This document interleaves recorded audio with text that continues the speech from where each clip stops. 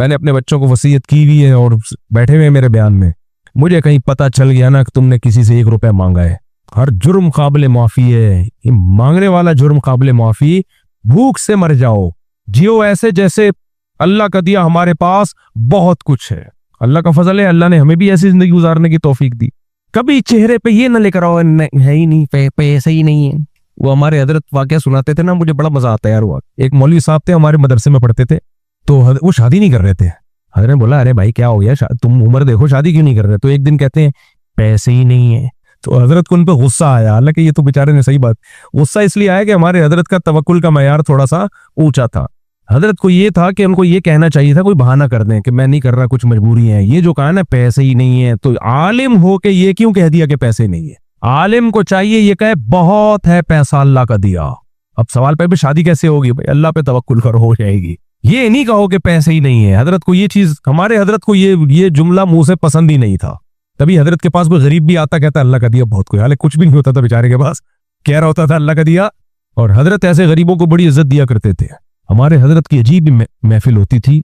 मैंने खुद देखा कि रक्शे वाले को आगे किया और एक डिफेंस के सेठ साहब को पीछे बिठाया कि आप पीछे बैठेंगे, ये आगे बैठेगा। ये आप लोग ना शुरू कर दें, बिला वजह एक बंदे को कहें कि पीछे। वो चूंकि वो भी डिफेंस वाला भी हजरत का मुरीद था ना, तो उसमें तहम्मुल था बर्दाश्त का। लेकिन नॉर्मली ये ठीक नहीं है। नॉर्मली जो भी जिसका अहल हो उसको वो इज्जत देनी चाहिए। लेकिन हजरत मालदारों को ऐसा किया करते थे। जब कोई अपने आप को तरबियत के लिए आपके हवाले करता है तो फिर तो आपके जिम्मे है ना उसकी तरबियत करें। ये खुद पसंदी निकले तो वो करते रहते थे ऐसा। तो वो कंजूस मक्खी को क्या कर रहा है, एक आदमी गंडेरियां खा रहा था, खा खा के पीछे फेंक रहा था, जो बच जाती थी पीछे कंजूस उठा के मजीद चबाता था उनको। तो इसने पीछे मुड़ के देखा, वो बोला बेशरम, तुझे शर्म नहीं आती? मेरी खाई भी गंडेरियां खा रहा है कंजूस। कहता है कंजूस तो तू है, एक कतरा भी नहीं छोड़ रहा इसमें। कह रहा कंजूस तो तू है, एक कतरा भी नहीं छोड़ रहा इसके अंदर। तो ये कंजूस भी है। आड़े वक्त के लिए रखा हुआ है सोना, ठीक है रखो, लेकिन आड़ा वक्त आए तो खर्च तो करो। हमारी वालदा की एक खातून थी जानने वाली ना, उनकी बच्ची की शादी थी। अब वो बेचारी इधर उधर चंदे मांगती फिर रही है, मेरी बच्ची की शादी है, मेरी बच्चे की प्रॉब्लम आई हुई है, कुछ खर्चा दे दो। मेरी वालदा कहती है, मैंने उनसे बोला कि तुमने सोना तो रखा हुआ है? कहती है बहन वो तो मैंने आड़े वक्त के लिए रखा हुआ है। तो वालदा ने कहा आड़ा वक्त ही तो आया हुआ है, अब कर लो ना, क्या ख्याल है? तो यही तो है आड़ा वक्त, और क्या चाहिए?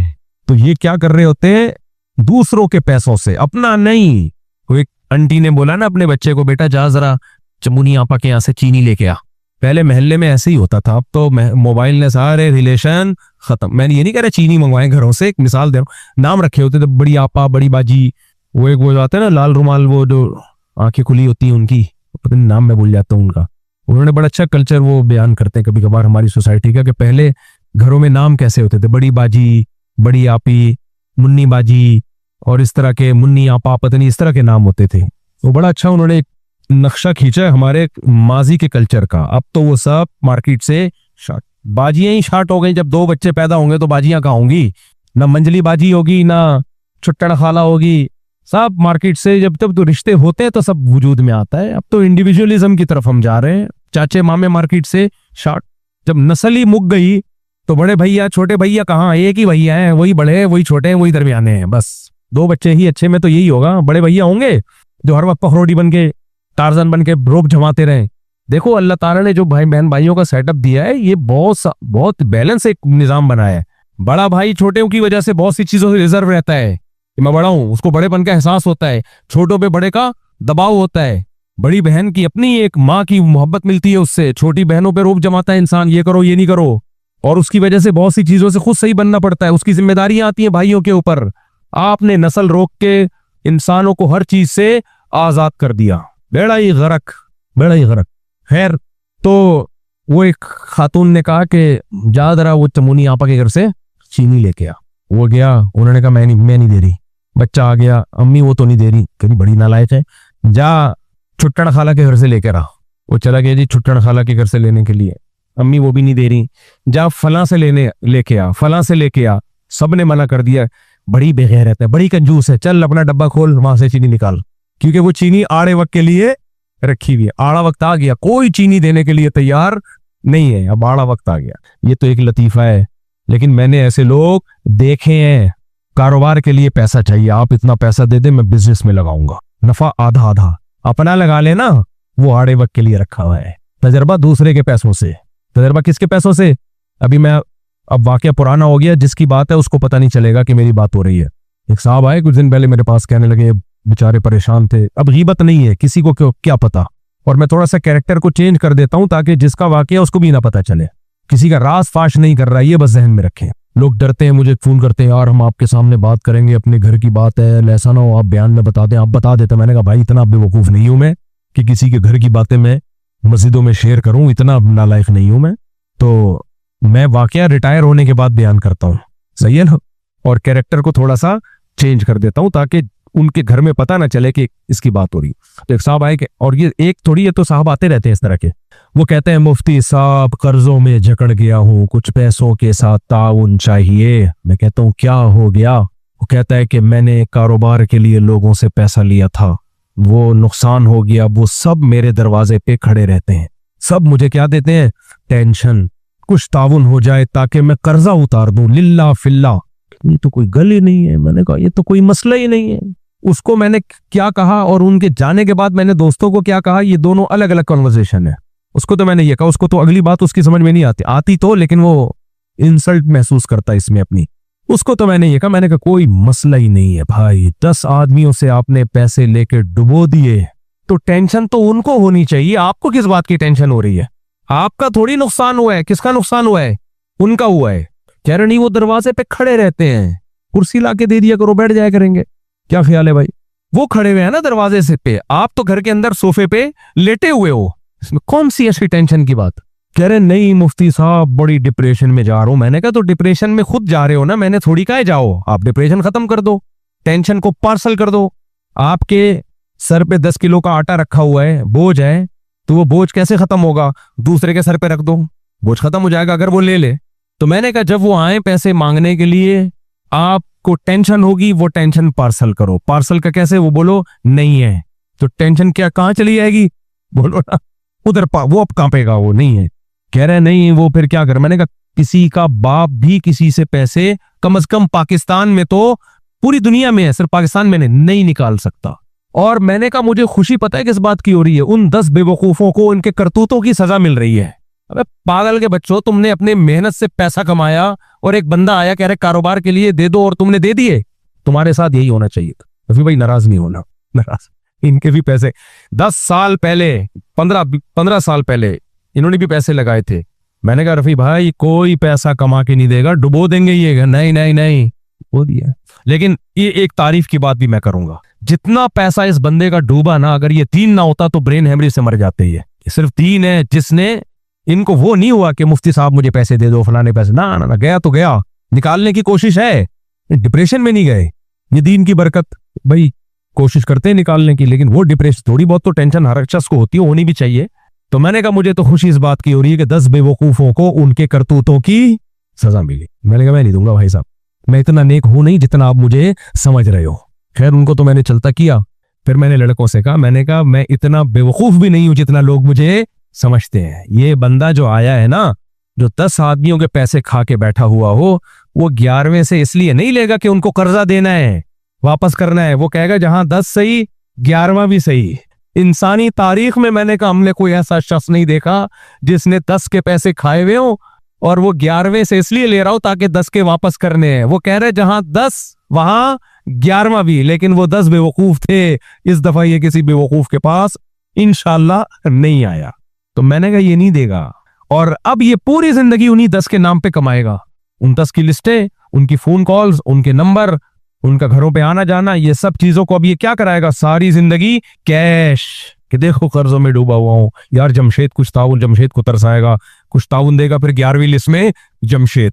अब और ये अल्लाह की तरफ से फिटकार बरसती है कि जब आप मखलूक के सामने हाथ फैलाते हो तो अल्लाह हाथ खींच लेता है। इसलिए भाई हम तो वसीयत करते हैं, भूखे मर जाओ, खिलाने वाले बनो, खाने वाले मत बनो। खाने वाले मत खिलाओ, चेहरे पे हमेशा खुशी हो, अल्लाह का दिया बहुत कुछ।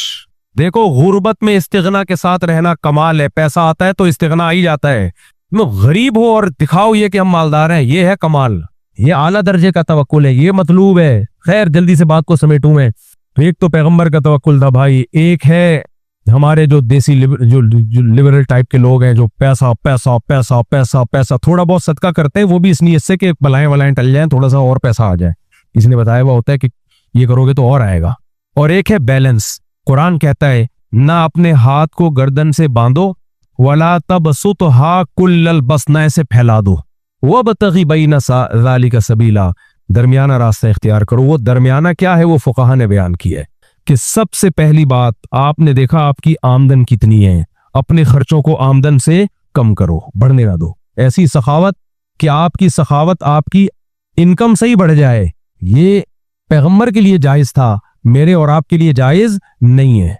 मेरे और आपके लिए जायज नहीं है ये कि आपके खर्चे आपकी अर्निंग से बढ़ जाएं। एक दूसरा, जमा करना, इतना जमा करना कि अगर आज आप जॉबलेस हो जाते हैं, आपका कारोबार बर्बाद हो जाता है, तो कम से कम 1 साल तक आपके पास सोचने का, स्टेबल होने का, दोबारा जॉब तलाश करने का मौका हो। इसलिए मैं लोगों को बार बार कहता हूं कि इतना जरूर जमा करो अपनी आमदन से, शुरू में इतना बचाओ, और वो गोल्ड की शक्ल में, पैसों की शक्ल में नहीं, वो तो बर्बाद हो जाएगा। बैंकों में रख के भी नहीं, बर्बाद, चाहे इस्लामी बैंक की क्यों ना हो, क्योंकि वो इतना थोड़ा प्रॉफिट देते हैं कि आदमी कहते हैं इस तकल्लुफ की बिल्कुल भी जरूरत नहीं थी, उसमें भी टैक्स कटता है। वो ऐसा छिड़काव करते हैं थोड़ा सा। इस्लामिक बैंक जो नफा देता है ना, ये जितने भी बैंक है, यूं जैसे शदीद प्यास लग रही है आपको, और एक आदमी कहता है आओ सखावत के दरिया बह रहे हैं यहाँ पे, आप चले गए यार, सखावत के दरिया बह रहे हैं, उसने मटके में हाथ डाल के यूं छींटे मारी, चल क्या याद करेगा। ये बैंकों का प्रॉफिट होता है। हाँ, इस्लामिक बैंक में जायज है क्योंकि थोड़ा प्रॉफिट है, लेकिन है हलाल। लेकिन प्रॉफिट नहीं भाई, आपने क्या करना है, गोल्ड खरीद के डाल दो, तो वो क्या होगा, इतना कि आज मैं जाता हूं तो जो मेरे मंथली खर्चे हैं, कम से कम 1 साल तक मैं इसको चला सकूं, बस। इससे ज्यादा नहीं सोचो आगे, इससे ज्यादा फिर कोई हद है ही नहीं। एक 90 साल का बूढ़ा था, वो एक साहब किसी मौलवी साहब के पास आए और कहने लगे कि मैंने सुना है कि मलकुल मौत का इंतकाल हो गया है। कहते क्या बात कर रहा है भाई। कहते वो 90 साल का कोई बूढ़ा आया है, मेरा एस्टेट एजेंसी का काम है, वो प्रॉपर्टी में इन्वेस्ट करना चाहता है फ्यूचर प्लानिंग के लिए, प्रॉपर्टी में इन्वेस्ट करना चाहता है। हम इस पे हंस रहे हैं, लेकिन मेरे भाई अगर हम 90 साल के हुए ना और दिल से दुनिया की मोहब्बत ना निकाली, तो हम भी यही कुछ कर रहे होंगे, तो फिर तो कोई हद नहीं है। इसलिए 1 साल तक ठीक है। बाकी जो हालात आमतौर पर आ जाते हैं लोगों पे, 2 तरह से आते हैं, या तो वो काम कर रहे होते हैं वो उनकी फील्ड नहीं होती, अहल नहीं होते, या सुस्त होते हैं। पाकिस्तान में खासतौर पे कराची में सुस्ती बहुत ज्यादा है। मैं पंजाब वालों को देखता हूं, पंजाबी कौम चुस्त बहुत है। कोई कारोबार शुरू करेगी ना, इस तरह ये कोयटा में भी मैंने देखा है, ये लोग चुस्त बहुत हैं। आप देखो सुबह 3 से 4 बजे होटल खुलना शुरू होता है, और अपने गांव देहातों से छोटे छोटे बच्चों को लाके भी लगा देते हैं 3 से 4 बजे। हमारे कराची में जो सुस्ती का रेशो है वो पाकिस्तान में दूसरी कौमों की निस्बत थोड़ा सा ज्यादा महसूस होता है। बहुत एहतराम के साथ बात करूं, किसी को बुरा ना लग जाए। तो फिर कारोबार कहाँ होगा मेरे भाई, तो मेहनत पे अल्लाह देता है। मैं बता रहा हूँ ना, बस एक वाकया आपसे छोटा सुना के बयान खत्म करता हूँ। ये कई बार पहले भी सुना चुका हूं। हम जहाँ मदरसे में जो है हम पढ़ते थे, तो सामने एक दुकान थी, बेकरी आइटम होता था उसके पास, तो हम भी नाश्ता वहीं से खरीदते थे जाके। कभी बाकरखानी ले रहे हैं, कभी बिस्किट ले रहे हैं, करीब में दूध होता था, तो हम जाते थे सुबह सुबह रोजाना वहां से बेकरी आइटम लेते थे। या कभी शाम को चले गए चाय के साथ, पापे वापे खाने का दिल चाह रहा है, वहां से लेके आते थे हम। वो फ्रेश माल बनता था उस बेकरी में, तो अच्छा लगता था हमें। अच्छा, हम जब भी जाते थे, अब देखो पंजाब के लोग थे, हम जब भी जाते थे हम देखते थे जहाँ रश होता था उसकी दुकान पर, और ठक ठक चल रहा होता था ना हिसाब, भाई 6 बाकरखानियां, ठक 6 बाकरखानियां आई, ऐसे मुलाजिमीन ऐसे घूम रहे होते थे, वो भी सुबह सुबह उड़ जाते थे 4 बजे, और ऐसे ठक ठक ठक कारोबार चल रहा होता था।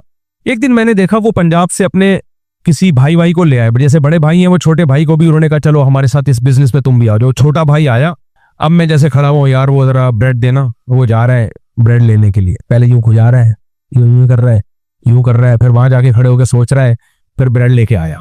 तो उसके बड़े भाई उसको बोलते थे, यार बेटा कारोबार ऐसे नहीं होता, अभी तुझे हमने गांव से बुलाया है, थोड़ा सा सीख ले, जो कस्टमर खड़े हुए हैं उनको निपटा यार, आराम के वक्त आराम कर लेना, अभी तू क्या है, देख हम कैसे काम कर रहे हैं। उसकी समझ में नहीं आ रहा था। ये पंजाब का बता रहा हूं, पंजाब वाले सॉफ्टवेयर अपडेट कैसे करते हैं, पठान लोग भी इसी तरह सॉफ्टवेयर अपडेट करते हैं कारोबार में ना। जब कोई देखते हैं ना नया सुस्त आगे आए, उनको पता है तो सारा बिजनेस तबाह कर देगा ये, तो उनके यहाँ सॉफ्टवेयर अपडेटिंग का जो इंतजाम है वो हम लोगों के यहाँ नहीं है, यहाँ कराची में नहीं है। तो मैं एक हफ्ता हो गया वो देख रहा हूँ, वो यही उसको भाई जीरा प्लस बिस्किट चाहिए या नमकीन बिस्किट चाहिए, जा रहा है बड़े आराम आराम से ला रहा है। वो उसको बार बार समझे, बेटा ऐसे नहीं होता यार, उसका नाम मैं भूल गया, बेटा ऐसे नहीं होता, देख हम कैसे काम कर रहे हैं। वो नहीं सुधरे भाई, वो होगा कोई 24-25 साल का, वो नहीं सुधरे। वो तो शुक्र है मोबाइल उस वक्त नहीं था, वरना मोबाइल में लग जाता वो। एक दिन क्या हुआ, मैं आया हूँ सुबह सुबह, देखो वो भी रोबोट की यानी ऐसे भाग रहे हैं मछली की तरह ना, ठक बागरहानी ठक बागरहानी, यार जीरा प्लस बिस्किट ठक से जीरा प्लस बिस्किट, 2 ब्रेड ठक से 2 ब्रेड, ऐसे भाग रहे हैं। मैंने कहा हुआ क्या है यार, एक दिन मैंने वहां पूछा यार ये एकदम से उन्होंने कहा कि हमने तबीयत से धोया है इसको। 1 हफ्ते तक हम इसको समझा रहे थे, इसकी समझ में नहीं आ रहा था। वो बज़बान हाल कह रहे थे हमारे यहाँ इसी तरह से सॉफ्टवेयर अपडेट होता है, नया आता है, टाइम लगता है उसको, तो उसको हमने कमरे में लेके तबीयत से धोया है इसको, अगले पिछले सारे सगीरा कबीरा गुनाह मुआफ। ये होता है, समझ रहे हो। इसलिए घर में जो बच्चा सुस्त हो कोई और ना करे, मोबाइल में लगा हुआ है और काम नहीं कर रहा, पढ़ाई नहीं कर रहा, ये जा नहीं रहा, तो भाई इसके बगैर गुजारा नहीं है। कराची में ये कल्चर है नहीं, बड़े भैया छोटे भैया एहतराम में, बस बड़े भैया छोटे भैया। कराची में मुंह के फायर बहुत है, अदब एहतराम बहुत है। पहले लोग सिंध में, हम एक सिंध में एक यूनिवर्सिटी के प्रोफेसर मिले, कहते हैं कि बूढ़े थे वो, कहते हैं हम तहजीब सिखाने के लिए बच्चों को कराची भेजा करते थे, तहजीब सिखाने के लिए कराची के स्कूलों में, आइए बैठिए आज आप जनाब सीख के आता था वो। तहजीब में कराची बेशक आगे है, मेरे भाई सॉफ्टवेयर अपडेट करने की जरूरत है बच्चों के, ये कारोबार नहीं करेंगे। हाँ, दुकानों पे बैठ के जो मुंह की फायर होते हैं वो वही है जो लाल रुमाल वालों ने नक्शा खींचा है, देखा है ना, वो होटल में बैठे हुए हैं, 1 करोड़ से कारोबार शुरू करते हैं, कहते हैं 1 नहीं है भाई 1.5 करना है तो 1.5 से कर। ये लौंडे लपाड़ों की बातें होती है होटलों में, करना है तो किससे कर, 1.5 से। अबे 1.5 क्या, जब करना है तो 2.25 करोड़ से करो ना। इतने में वो आया कि पराठा, चीज पराठा इतना नहीं है, वो वाला सादा पराठा लिया, महंगा है वो, 1 पराठे में 4 आदमी शरीक हो रहे हैं। तो होटल वाला कहता है कमबख्तो तुम बातें 1.5-2 करोड़ की, मैं समझ रहा था कि पता नहीं पूरा होटल खरीद के जाओगे। तो उन्होंने बड़ा अच्छा रक्षा खींचा वो लाल रुमाल वालों ने। तो यही चल रहा है, मुंह के फायर है, इसको कहता है मुंह से। हमारा एक भांजा है, वो छोटा बच्चा है, वो जब भी जाओ ना घर में ठियाओ ठियाओ ठियाओ, वो प्लास्टिक की बंदूक लेके ऐसे कर रहा होता है। तो ये मुंह के फायरिंग है भाई, ये जितनी मर्जी कर लो। तो खैर तवक्कुल का खुलासा यही निकला कि अल्लाह पे एतमाद करो, 1 साल तक तो ठीक है, बाकी किस पे छोड़ दो, अल्लाह पे छोड़ दो। और दुनिया से मोहब्बत ना करो, नसुल्लाह फअनसाहुम अनफुसहुम, जो मैंने आयत पढ़ी थी। अल्लाह कहते हैं ये अल्लाह को भूल जाते हैं तो अल्लाह इन्हें इनका अपना आप भुला देता है, फिर वो काम करते जो इनकी टेंशन का जरिया बन। तो मेरे भाई अब एक ही बात रह जाती है कि जिन पैगंबरों ने दावा किया है उनकी जिंदगियों में गौर व फिक्र किया जाए। यहां भी आपको खोपड़ी इस्तेमाल बोलो करनी है कि कौन सच्चा है और कौन झूठा। तो ये बहुत आसान काम है, इसलिए कि कोई ना कोई सफीर तो है। तो अल्लाह ने मोहम्मद सल्लल्लाहु अलैहि वसल्लम के सिवा किसी सफीर को पनपने ही नहीं दिया है। यानी अगर मोहम्मद सल्लल्लाहु अलैहि वसल्लम के मुकाबले में लाके किसी को खड़ा करेंगे ना, तो वो इतना फर्क होगा जमीन और आसमान का कि आपको 2 और 2 4 की तरह पता चल जाएगा कि इनमें सच्चा कौन है और इनमें झूठा कौन है। नबी के अलावा जितने सफीर है ना, उनका गेटअप ही सफीरों वाला नहीं है। देखो अमेरिका ने अपना सफीर भेजा पाकिस्तान में मुज़ाकरात के लिए, टाइम बताया भी इतने बज के इतने मिनट पे जहाज पे बंदा उतरेगा, वो सफीर है। हमारे सफीर सारे पहुंच गए एयरपोर्ट पे, जो हमारे सिफारत खाने का सारा हमला देखा। चड्डी बनियान में एक आदमी जहाज से निकल के आ रहा है भाई, और एक आदमी 3 पीस सूट में। तो अकल फौरन क्या कहेगी, भाई ये चड्डी बनियान वाला, बोलो ये अमेरिका का सफीर नहीं हो सकता। उसको वहीं से आप कहेंगे यार तो ये पता नहीं किसने बंगी को चढ़ा दिया जहाज में। फौरन आप अब 2 ही थे ना, और जहाज भी पता है यही वाला जहाज है, अमेरिका ने भी कहा भेजा है मैंने, इसी जहाज में भेजा है, तो यकीनन ये सूट बूट वाला होगा। ये धोती बनियान वाला, चड्डी बनियान को ज्यादा हो गया, धोती पे जाते हैं उसको। अमेरिका कहेगा यार इतना भी, हमारे भंगी भी इतने गिरे हुए नहीं होते, अमेरिका का भंगी है ना। तो आप फौरन कहोगे भाई ये जो ये है ये वाला तो हो ही नहीं सकता, उसी को भाई इसके अलावा नहीं हो सकता। तो याद रखो जैसे हर मुल्क के सफीर की कुछ जाहिरी अलामतें होती हैं, फिर आगे उसकी बातचीत से भी पता चलता है। उसने आते ही फुहश गालियां देना शुरू कर दी है, अमेरिका का सफीर आते ही आप बोलोगे यार ये गलती हो गई है, शायद दूसरा जहाज था, गलती से ये बंदा नहीं हो सकता। जाहिरी गेटअप भी सफीरों वाला हो और बातचीत का स्टाइल भी सफीरों वाला, बातचीत भी खानदानी हो, जो एक सुपर पावर पे बनती है। ऐसा ना हो आके टमाटर के रेट पूछ रहे हैं आपसे, यार तुम अमेरिका के सफीर हो, तुम इराक अफगानिस्तान की बात करोगे, भाई अफगानिस्तान में इतने पिट चुके हैं, अब मजीद पिटने से बचाने के लिए आप बताइए यार कैसे अपनी फौजों को, इस तरह की उम्र पर बात करो।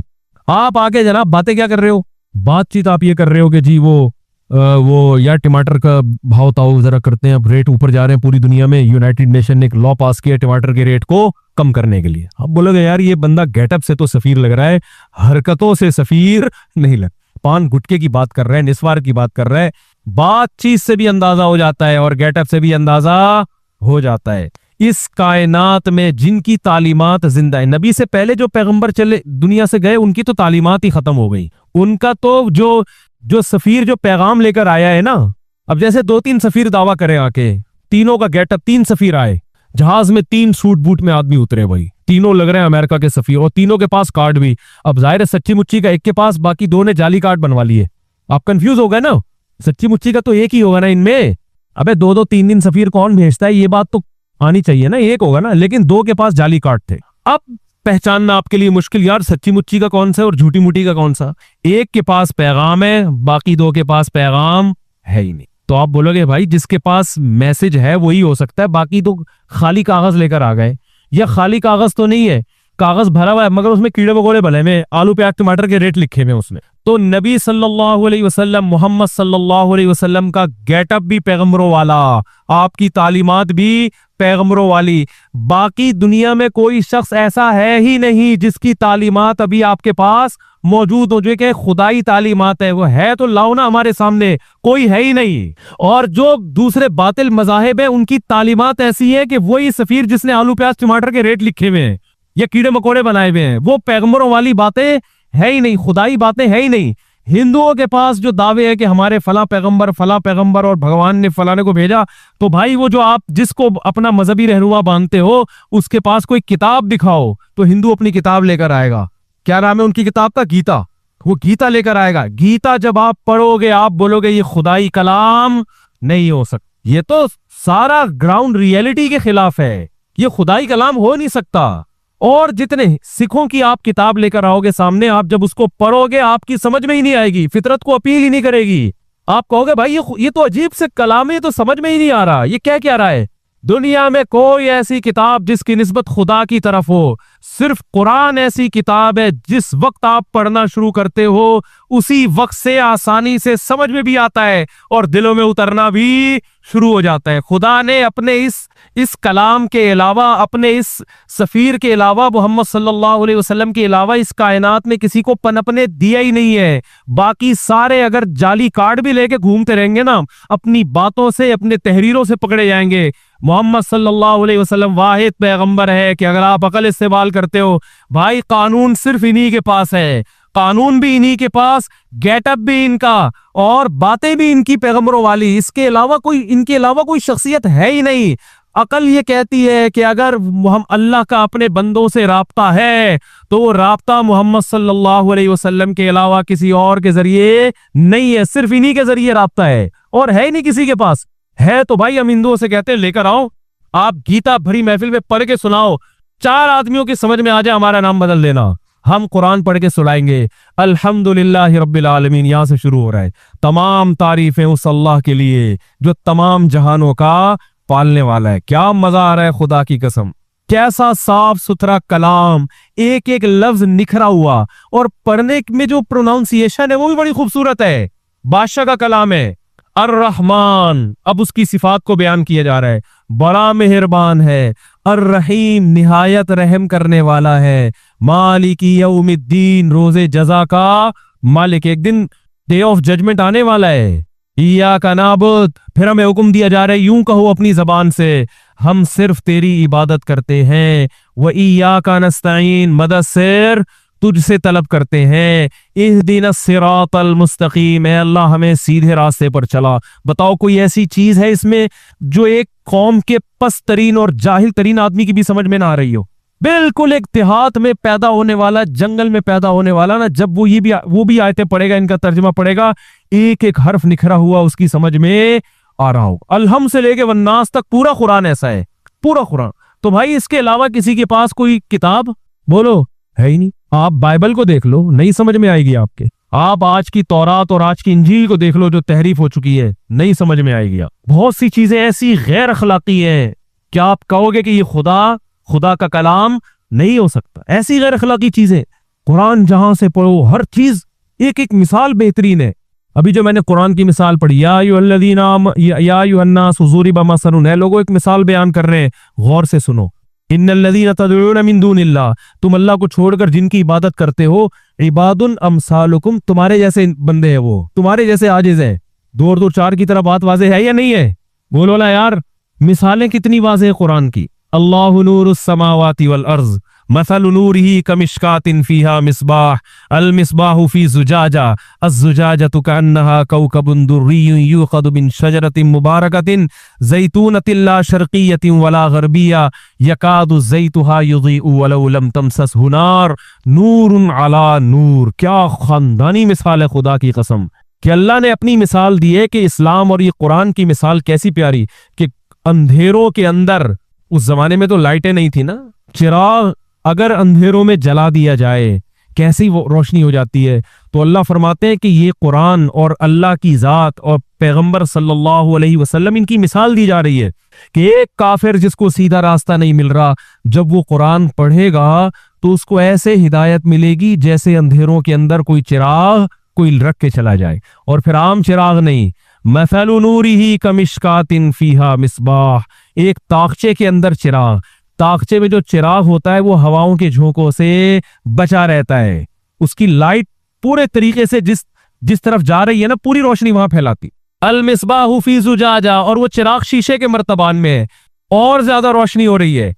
अज़्ज़ुजाजतु कअन्नहा कौकबुन दुर्रियुन, और शीशा भी ऐसा गोया चमकता हुआ मोती हो, और उसकी लाइटिंग को क्या कर रहा है भाई। उस जमाने में जब ये मिसाल नाजिल हो रही है तो इससे बेहतर मिसाल हो नहीं सकती थी। कौकबुन दुर्रियुन यूक़दु मिन शजरतिन मुबारका, और फरमाया उस चिराग को जो जलाया गया है आम तेल से नहीं, एक मुबारक दरख्त से, ज़ैतूनतिन, जिसका नाम क्या है, जैतून। जैतून के तेल का जो चिराग होता है ना, एक तो उसकी रोशनी बड़ी शफाफ, उस रोशनी में बदबू नहीं होती, धुआं नहीं होता। यानी हिदायत की जो रोशनी है ना, गैर मुस्लिम को अल्लाह समझा रहे हैं कि आओ इस कुरान की तरफ, तुम्हें इतनी शफाफ और ऐसी प्यारी रोशनी नजर आएगी जैसे जैतून के तेल से जलते हुए चिराग की रोशनी में खुशबू होती है, बदबू नहीं होती, और रोशनी अलग और उसकी खुशबू अलग। कअन्नहा कौकबुन दुर्रियुन यूक़दु मिन शजरतिन मुबारकतिन ज़ैतूनतिन ला शर्क़िय्यतिन वला ग़रबिय्या, फरमाया जैतून भी वो जो ना मशरिक की तरफ झुका हुआ और ना मगरिब, क्योंकि जब बिल्कुल सीधा दरख्त होता है उस पे सूरज की किरणें भरपूर तरीके से पड़ती हैं, उसमें ऑयल बहुत अच्छा पैदा होता है। ला शर्क़िय्यतिन वला ग़रबिय्या यकादु ज़ैतुहा युज़ीउ वलौ लम तमससहु नार, फरमाया जब वो ऑयल जैतून का तेल उस चिराग में डाला ना, उसमें इतनी शफाफियत और इतना सेंसिटिव है कि अभी आग उसके करीब की भी नहीं है कि उसमें आग लग जाए, ऐसा शफाफ तेल। एक मिसाल से समझाया जा रहा है, यकादु ज़ैतुहा युज़ीउ वलौ लम तमससहु नार नूरुन अला नूर, फरमाया चिराग एक है लेकिन उसकी रोशनी ऐसे है कि देखने वाला समझे कि रोशनियों के ऊपर रोशनियों की तहें बिछाई गई है, रोशनी के ऊपर लाके एक और रोशनी, रोशनी के ऊपर लाके एक और रोशनी। आगे अल्लाह ने फरमाया वमन लम यजअलिल्लाहु लहू नूरन फमा लहू मिन नूर, लेकिन ये रोशनी अल्लाह जिससे छीन ले, जिससे अल्लाह छीन ले, जो अकल का गलत इस्तेमाल करते हैं ना, इतनी जबरदस्त रोशनी होने के बावजूद भी कोई बुत परस्ती में लगा हुआ है, कोई खुदा के वजूद का इनकार कर रहा है, कोई साइंस के नशे में आके कहता है कि खुदा है मगर उसको बंदों की इबादत से कोई दिलचस्पी नहीं है, उससे बंदों का कोई लिंक ही नहीं है, जो मर्जी करते रहो, बुरे बन के जिंदगी गुजारोगे जाओ मर के मिट्टी होके खत्म, अच्छे बन के जिंदगी गुजारोगे तो भी मिट्टी होके खत्म, बस उसने एंटरटेनमेंट के लिए इस कायनात को बना के छोड़ दिया है। तो अल्लाह फरमाते हैं ये वो लोग हैं कि खुदा ने इतना जबरदस्त इस्लाम का नूर पैदा किया लेकिन इन लोगों को उस नूर से महरूम कर दिया है। तो क्या ये मिसालें हैं किसी आसमानी किताब में? ओ भाई क्या हो गया? तो है ही नहीं, मोहम्मद सल्लल्लाहु अलैहि वसल्लम के अलावा कोई पनपने ही नहीं दी अल्लाह ने किसी को। कोई मुकाबले में लाओ तो हम बहस करें ना कि ये सही है वो सही, कोई है ही नहीं, और किसी को अल्लाह पैदा भी होने नहीं देगा, क्योंकि अल्लाह अपने सफीर के मुकाबले में किसी को नहीं पैदा होने देता। जो झूठे अल्लाह ने उनको उनका पोल पटियां दुनिया के सामने खोल दी हैं। तो ये सारी चीजों में आपको खोपड़ी इस्तेमाल करनी पड़ेगी। जब खोपड़ी इस्तेमाल करके अल्लाह उसके रसूल समझ में आएगा तो अब अल्लाह उसके रसूल जो कहेंगे फिर वो खोपड़ी में ना भी आए तो मानना पड़ेगा, क्योंकि अब उनके मुकाबले में जब अकल इस्तेमाल करोगे तो ये अकल का गैर जरूरी इस्तेमाल ये बिल्कुल वही हो जाएगा जैसे एक आदमी के पास चाकू है, फंटर बना फिर रहा है, ठीक है ना, चाकू निकाल के किसी दूसरे के सीने पे रखा, बोला तेरी जेब में जो कुछ है निकाल दे, उसने बंदूक निकाल ली। अब अगर ये चाकू इस्तेमाल करेगा तो ये चाकू का गैर जरूरी इस्तेमाल है या नहीं है, बोलो ना। अब यहां फंटरगिरी, जब तक आपके पास चाकू था और आपको ये यकीन था कि इसके पास कुछ भी नहीं है, तो चाकू का बेहतरीन इस्तेमाल था, आप किसी की भी गर्दन पे ले जाके रख लें। लेकिन जब आपको पता चल गया इसके पास बंदूक है, तो भाई अब अपना चाकू खरबूजे काटने में इस्तेमाल करो आप, ठीक है, नाशपातियां काटने में इस्तेमाल करो, किसी बंदे को मारने के लिए अब इस्तेमाल नहीं करोगे आप। तो इसी तरह मेरे भाई अकल को इस्तेमाल करो, अकल के घोड़े दौड़ाओ, हर चीज अकल से सोचो।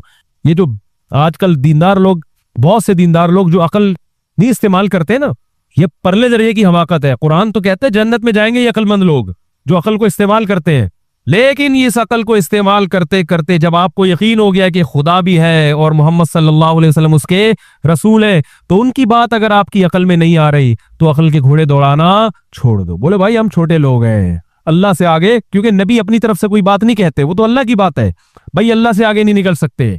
पर्दा समझ में आए ना आए, जब अल्लाह ने औरत को हुक्म दिया करना पड़ेगा, दाढ़ी रखने का हुक्म दे दिया, नमाज का हुक्म दे दिया, खोपड़ी में आए ना आए, सूद समझ में ना भी आए तो भी छोड़ना है। जिना पे कितने लेबल लगा दो मेरे भाई, बहुत अच्छा, इससे ये और ये मुआशरे में क्या खराबी।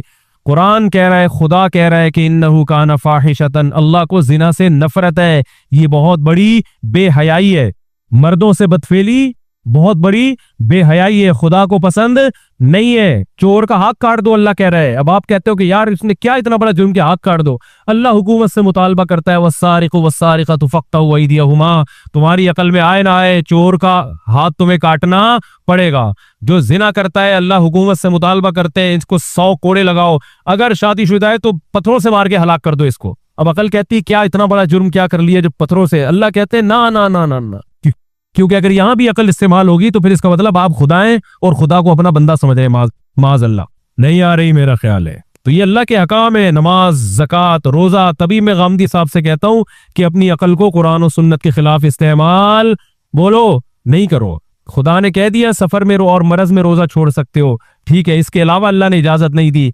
कल आपका पेपर है तो अल्लाह ने आपको रमजान का रोजा छोड़ने की इजाजत नहीं दी, चाहे आप तरक्की में पीछे ही रह जाएं। कहते कौम के वसीतर मफाद में ना तरक्की भी चूंकि करनी है, तो एक्चुअली ये रोजा वो टोपी ड्रामे घुमा घुमा के, भाई ये तो ममसूस मसाइल है, साफ तौर पे कुरान में लिखे हुए हैं, इनमें थोड़ी तब्दीली होगी। हाँ बीमारी में, और इसमें भी फंटर ना बनो। बीमार को जब अल्लाह ने छोड़ने की इजाजत दी है तो कोई बीमार अगर छोड़ दे तो फिर ज्यादा फंटर वहां भी ना बनो कि क्यों छोड़ रहा है। मेरा गला खराब था, 5-6 साल पुरानी बात है, गला मेरा, मुझे पता था अगर मैंने दवा नहीं ली तो ये 1 हफ्ता डिले हो जाएगा और लंबा, तो मैंने रमजान का रोजा छोड़ दिया।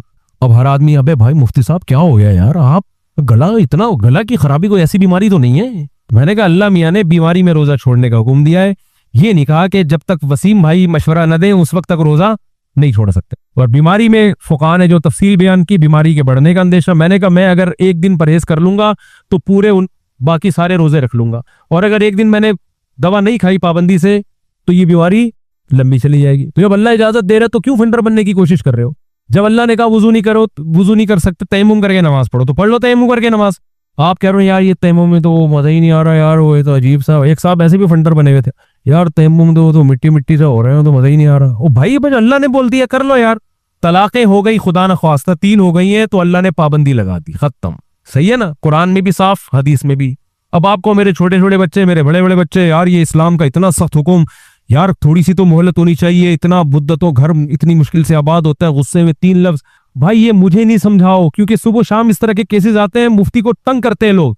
ओ भाई मैं खुदा नहीं हूं, अगर अल्लाह मुझसे पूछ के कानून बनाता तो मैं कहता है अल्लाह हमारे महल्ले में नॉर्थ कराची में एक बंदा होगा वो बहुत ज्यादा परेशान है, उसके लिए कोई थोड़ी सी डील रख दे। अल्लाह का बनाया हुआ कानून है, अत्तलाकु मर्रतान, 2 दफा जबान से लफ्ज निकलेगा तुम्हारे तो रुजू भी कर सकते हो, छोड़ भी सकते हो। फ़इन तल्लक़ात, तीसरी दे दी, फला तहिल्लु, हलाल नहीं है। अब आप लिबरल बन जाओ जाके, यार ये क्या है, ये कि इतना सा 3 लफ्जी तो जबान से निकले, जो मर्जी दलाइल दे दो, वो आपके लिए एक हलाल बीवी क्या बन गई है, हराम, बस। और अल्लाह ही कह रहा है इद्दत गुजारने के बाद किसी और से निकाह करती है, वो उससे हमबिस्तरी करता है, अगर छोड़ देती है तो इद्दत के बाद फिर पहले शौहर के लिए हलाल है। इस हलाले को भी हराम कहने वाला ये भी कुरान के खिलाफ चल रहा है। आज एक अहले हदीस का कोई फतवा लेकर आया, आज ही की बात है, असर की नमाज के बाद वो 3 तलाकें दे दी थी कि अहले हदीस से फतवा लेकर आए, और उसमें उन्होंने कहा कि ये 3 एक होती हैं और फिर नीचे लिखा हुआ है कि हलाला इस्लाम में हलाला हराम है, हलाला नाजायज है। मैंने कहा हलाला क्यों नाजायज हो गया? अगर पहले से एग्रीमेंट हो, जबान से एग्रीमेंट है तो नाजायज है ना। अगर एग्रीमेंट नहीं है तो खुद कुरान कह रहे कि अगर इस तरह होगा तो पहला शौहर हलाल हो जाएगा। तो आप कुरान से भी आगे निकलने की कोशिश कर रहे हो। नहीं आ रही मेरा ख्याल है बात समझ। भाई एक औरत को 3 तलाक की इद्दत गुजरने के बाद जहां चाहे निकाह करे वो, पहले शौहर के अलावा। नहीं करे तो उसकी मर्जी, करे तो उसकी कोई पाबंदी नहीं लगा सकता। ना कोई अहले हदीस आलिम पाबंदी लगा सकता है, ना कोई देवबंदी पाबंदी लगा सकता है। कुरान ने कहा कि भाई जहां चाहो निकाह करो। अब निकाह करने के बाद हम बिस्तरी हो गई, तो अब अगर औरत इस शौहर से तलाक मांगती है तो इस तलाक मांगने पर भी कुरान ने कोई पाबंदी नहीं लगाई और ना हदीस ने कोई पाबंदी लगाई। औरत को अगर ये गैरत के खिलाफ लग रहा है तो ये उसकी अपनी सोच है। भाई रहो उसके साथ, किसने कहा तलाक मांगो उससे? उसी शौहर के साथ रहो। और अगर तलाक मांगती है इस बेस पर के पहले शौहर के पास जाना चाहती हूं, इस तलाक मांगने पर भी कुरान और सुन्नत में कोई पाबंदी बोलो नहीं है। बुखारी मुस्लिम की हदीस है, सहाबिया नबी के पास आई कि मेरे शौहर ने 3 तलाकें दी थी, मैंने दोबारा शादी की, मगर जिस मर्द से मैंने निकाह किया है वो नामर्द है, मैं तलाक लेके पहले के पास जाना चाहती हूँ। आपने फरमाया नहीं जा सकती, क्योंकि जब तक हम मिस्त्री नहीं होगी पहले शौहर के लिए हलाल नहीं हो। आपने ये नहीं फरमाया कि तो माशाअल्लाह तुम मुझसे तलाक लेना क्यों चाहती हो, पहले के पास जाना क्यों चाहती हो। ऐसी कोई बात नहीं है। भाई तलाक का मुतालबा भी ठीक है, पहले के पास जाना भी ठीक है। हाँ उसको राइट है कि वो ना दे तलाक, हो सकता है ना दे, वो राइट उसका है, वो ना दे। तो हर आदमी फंटर बना हुआ है, गैरत की अपनी तरफ से कुछ उसूल और ज़ाब्ते मुतय्यन किए हुए हैं।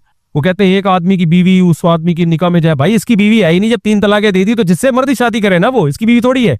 अब इसको अगर गैरत के खिलाफ लग रहा है तो ये इसका अपना फॉल्ट है, ठीक है ना, तेरी थोड़ी है। वो इद्दत गुजर गई, कहीं और निकाह कर रही है, वो अगर छोड़ देता है तो इद्दत के बाद दुनिया में जिस मर्द से चाहे निकाह करे, गैरत के खिलाफ नहीं है, तो अपने पुराने वाले से करना गैरत के खिलाफ क्यों हो गया? तो अल्लाह उसके रसूल से आगे बढ़ने की कोशिश बोलो। तो मैंने उनको कहा कि मैंने कि इस फतवे से आपके लिए बीवी हलाल नहीं होगी, 3 ही होती हैं, ये इसकी कोई हैसियत नहीं है। तो अपने आप को पाबंद करो मेरे भाई।